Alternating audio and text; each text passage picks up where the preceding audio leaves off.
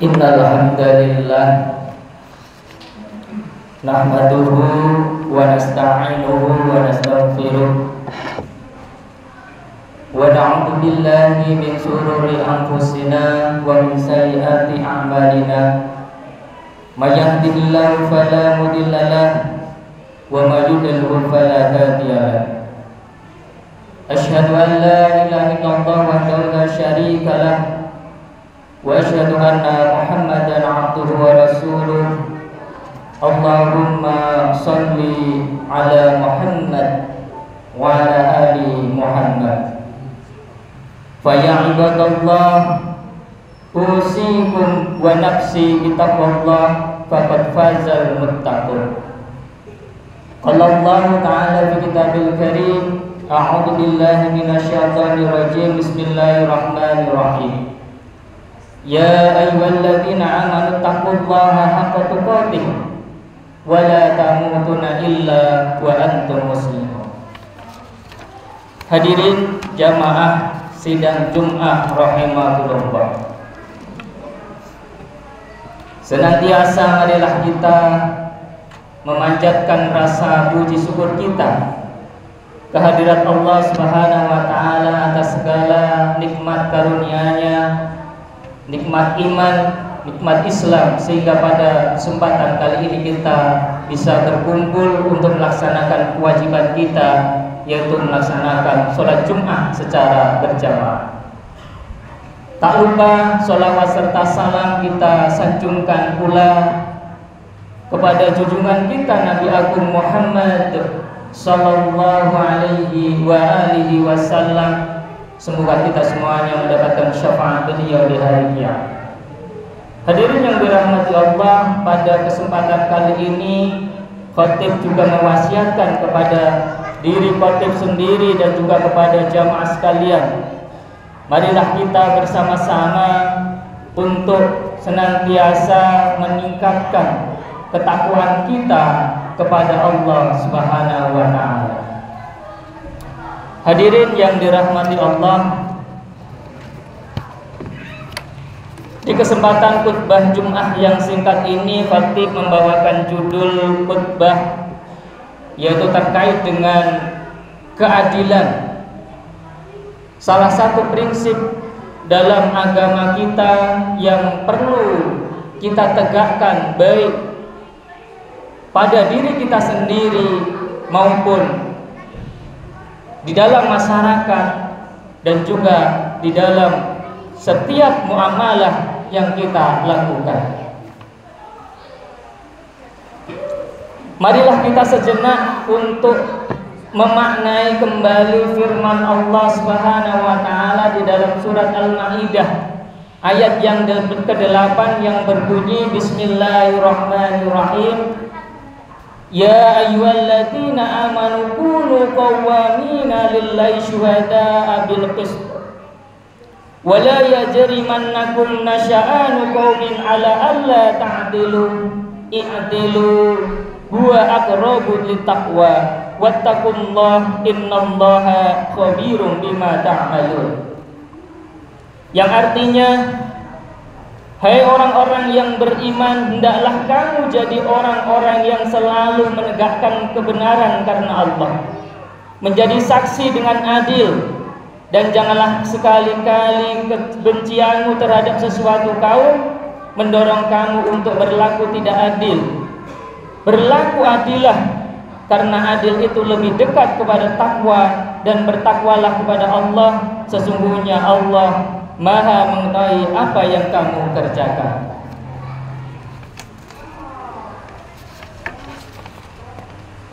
Berdasarkan ayat ini, marilah kita selalu menjadi penegak kebenaran karena Allah, bukan karena manusia atau yang lainnya.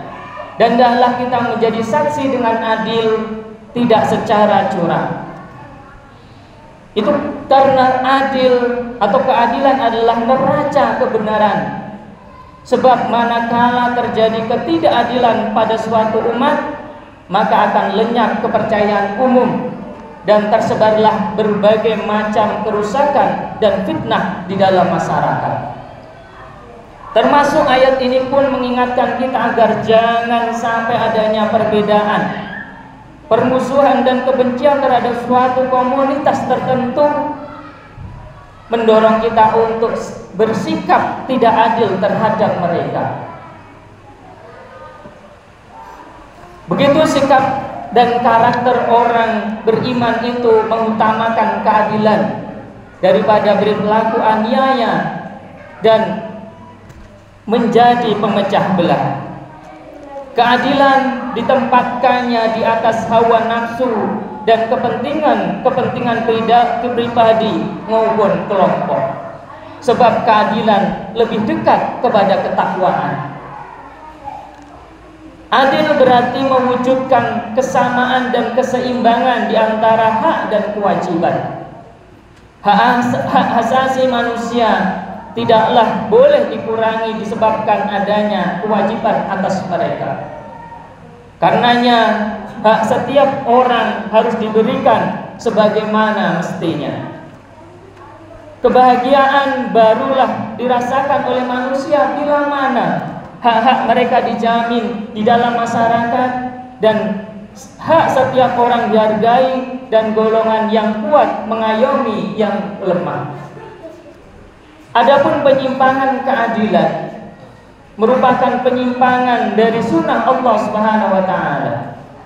Allah menciptakan alam ini tentulah bukan untuk menimbulkan kekacauan dan keguncangan dalam masyarakat manusia, seperti putusnya hubungan cinta kasih sesama manusia, terutama dalam hati manusia rasa dendam, kebencian, iri, dengki dan sebagainya.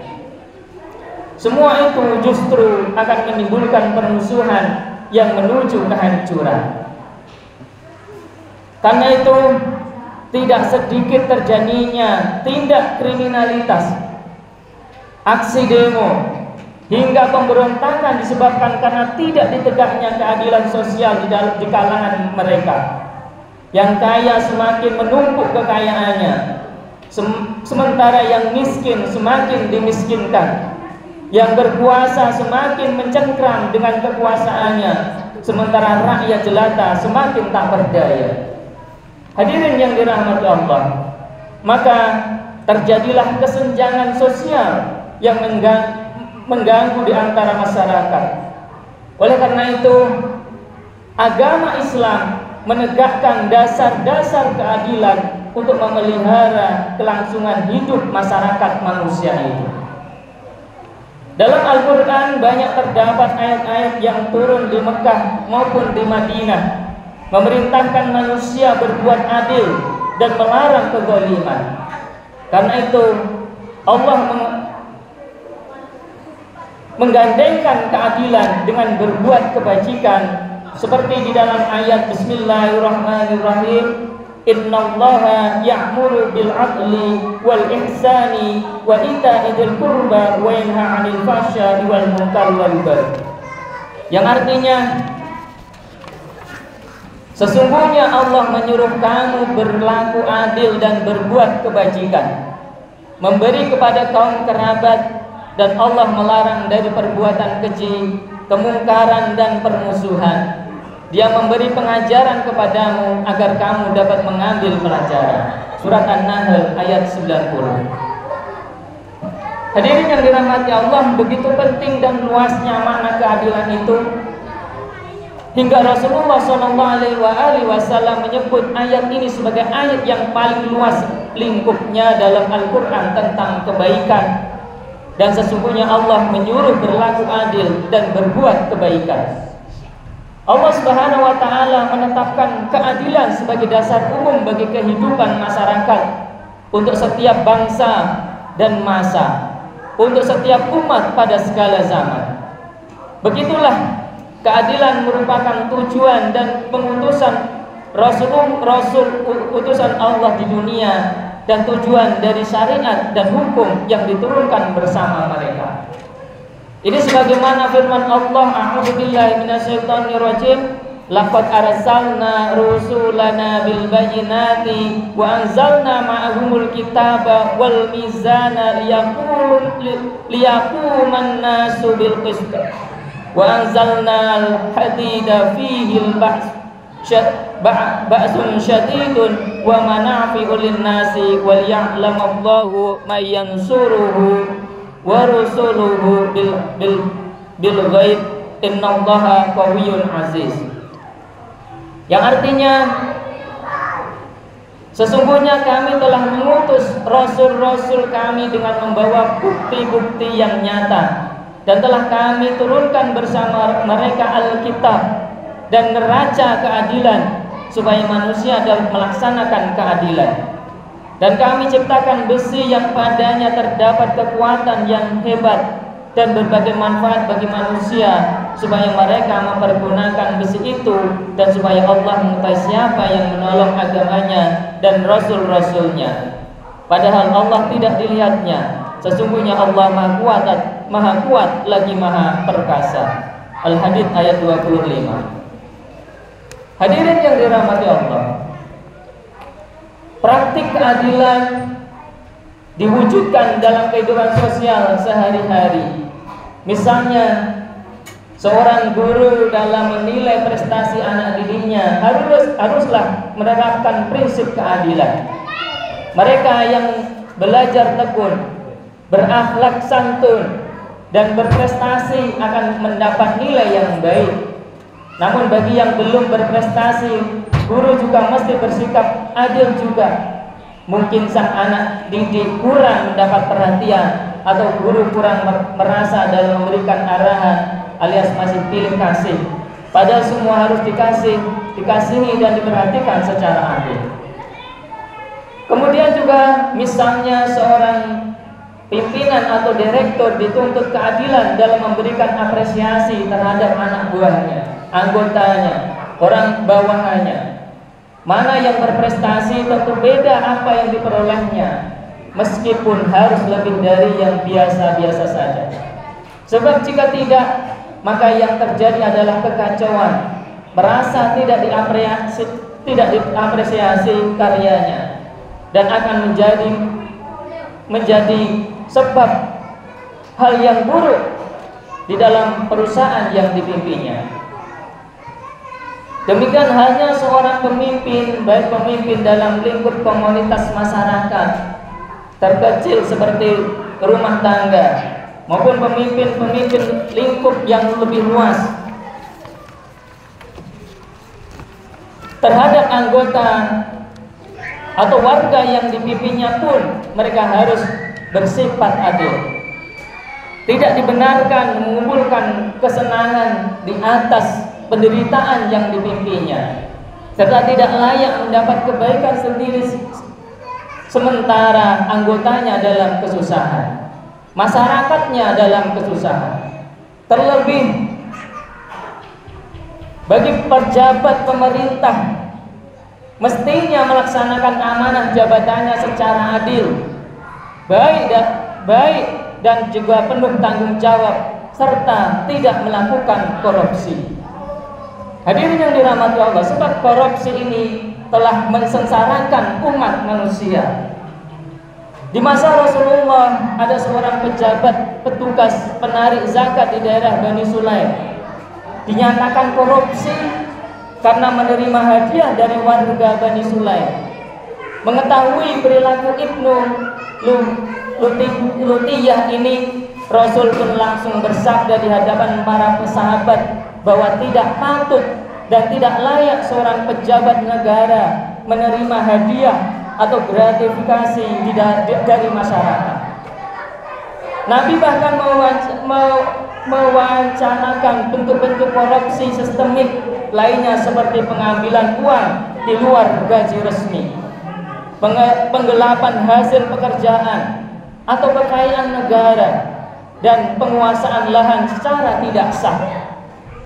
Ya ayyuhalladzina amanu la ta'kulu amwalakum bainakum bil batil illa an takuna tijaratan an taradin minkum wa la taqtulu anfusakum innallaha kana bikum rahima. yang artinya, wahai orang-orang yang beriman, janganlah kamu saling memakan harta sesamamu dengan jalan yang tidak benar, kecuali dalam perdagangan yang berlaku atas dasar suka sama suka di antara kamu. Dan janganlah kamu membunuh dirimu, sungguh Allah Maha Penyayang kepadamu. Surat An-Nisa ayat 29. Sedangkan perilaku ketidakadilan di dalam korupsi ini ada korupsi non-sistemik, merupakan korupsi yang dilakukan di luar kanal-kanal pemerintahan dan birokrasi. Diriwayatkan seorang sahabat diperintahkan mengantar harta rampasan perang, namun mati terkena panah musuh. Sontak para sahabat menyebut orang tersebut akan masuk surga. Namun di luar dugaan, Nabi yang saat itu berada dalam majelis bersama para sahabat tiba-tiba berdiri dan berkata bahwa sahabat itu masuk neraka. Para sahabat yang melakukan investigasi atas pernyataan Nabi menemukan fakta bahwa pengantar harta rampasan itu mengambil sebuah mantel dari hasil rampasan perang. Hadirin yang dirahmati Allah, beragam tindak ketidakadilan, korupsi yang dilakukan koruptor saat ini sebenarnya sudah jauh-jauh hari diperangi oleh Nabi Muhammad SAW yang pada periode Islam awal. Dengan tegas Rasulullah SAW melarang pengikutnya untuk mendekati perilaku korup sekecil apapun itu. Tidak lain karena korupsi adalah tindak khianat kepada umat.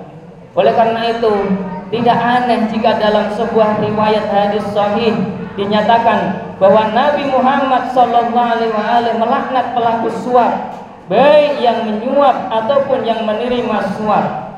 Hal ini sebagaimana termaktub di dalam kitab Sunan Abu Daud karya Imam Abu Daud, an Abdullah bin Amri qala la'ana Rasulullah rasyiya wal murtasyiya, yang artinya diriwayatkan dari sahabat Abdullah bin Amr. Beliau berkata, Rasulullah melaknat orang yang menyuap dan orang yang menerima suap. Hadis riwayat Abu Daud. Hadirin yang dirahmati Allah, begitu pentingnya penegakkan keadilan ini. Rasulullah Sallallahu Alaihi Wasallam di dalam riwayat hadis menunjukkan bahwa setiap muslim hendaknya berlaku adil baik terhadap dirinya, keluarganya maupun masyarakat yang dipimpinnya. Demikian yang dapat saya sampaikan. Aqulu qouli hadza fastaghfirullahal ladzim innahu wal ghafurur rahim.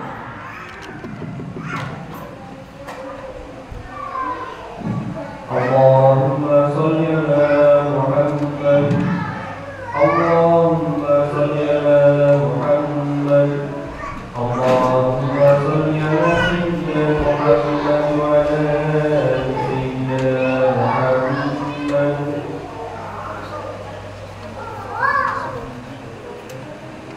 Alhamdulillah, alhamdulillahirabbil alamin. Wassalatu wassalamu ala asrofil anbiya'i wal mursalin Sayyidina wa maulana Muhammadin wa ala alihi wa sahbihi wa man tabi'ahum bi ihsanin ila yaumiddin. Asyhadu an la ilaha illallah wa la syarika lah wa asyhadu anna Muhammadan abduhu wa rasuluh. Fa ya ibadallah, usikum wa iyaya bi taqwallah faqad fazal muttaqun. Qala Allah Ta'ala fi kitabil karim, bismillahirrahmanirrahim, ya ayyuhalladzina amanu taqullaha haqqa tuqatih wa la tamutunna illa wa antum muslimun. Innallaha wa malaikatahu yusholluna 'alan nabi, ya ayyuhalladzina amanu shallu 'alaihi wa sallimu taslima. Allahumma shalli 'ala Muhammad wa 'ala ali Muhammad kama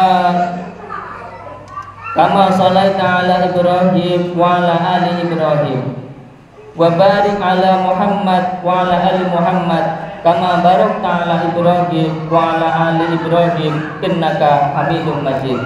Allahumma ighfir lil muslimina wal muslimat wal mu'minina wal mu'minat al ahya'i minhum wal amwat innaka sami'un qaribun mujibud da'wat. Rabbana ighfir lana wa liwalidina warhamhuma kama rabbayani shaghira. Allahumma arinal haqqa haqqan warzuqna ittiba'ah wa arinal batila batila warzuqna ijtinabah.